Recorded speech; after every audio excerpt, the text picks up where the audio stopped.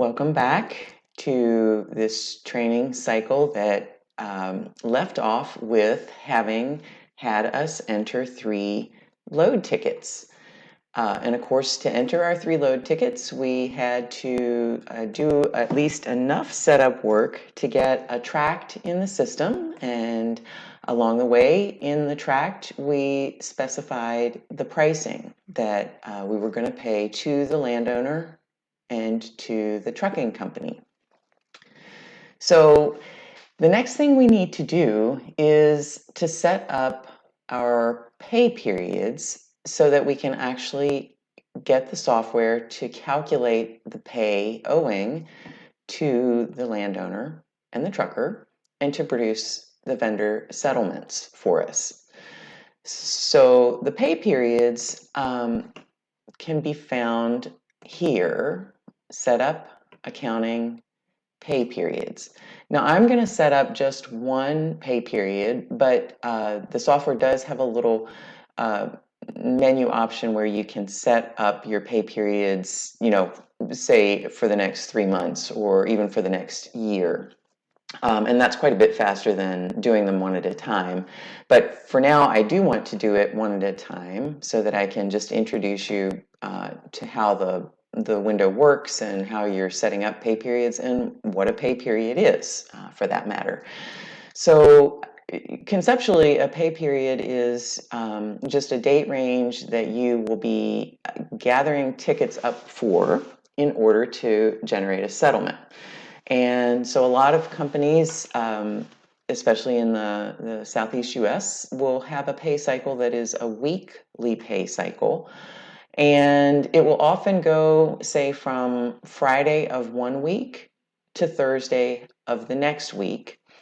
And then you as the user may not issue pay for those Friday to Thursday tickets until the subsequent Monday.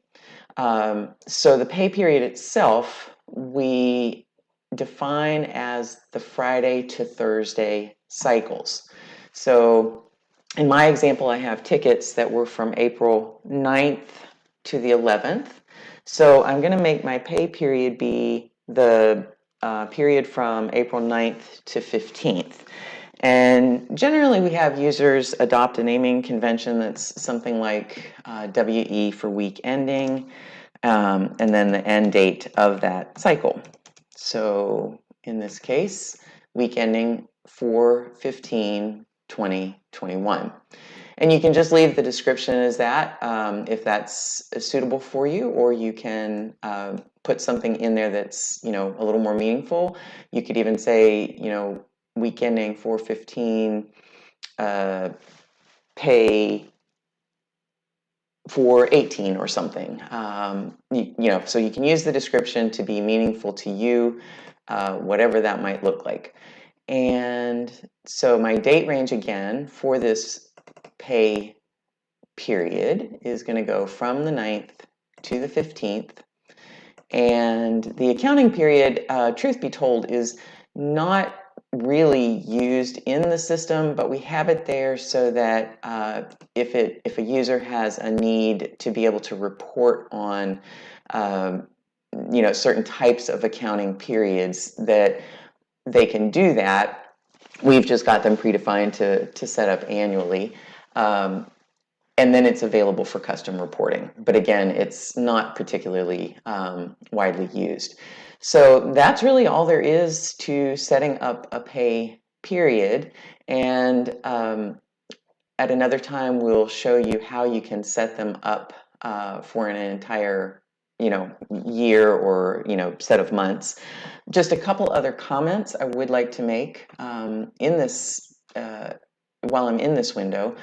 Number one is it's not so common in the US, but we do have certainly our users in Canada, but even some in the US, they may have a different pay cycle for their actual company employees as compared to their vendors. And so the software does have the ability to have 2 types of pay periods, meaning a set of pay periods that in our case, they're running from a Friday to a Thursday for our vendors, but we could have, say, a set of 2-week periods that go from, a Sunday to a Saturday and encompass 2 weeks at a time instead of just a week. So again, the pay cycles, there is some flexibility, and you may want to consult with your trainer if you have questions about the pay periods and want to get more elaboration. But for most of our users in the Southeast US, what I've shown you here is what you need.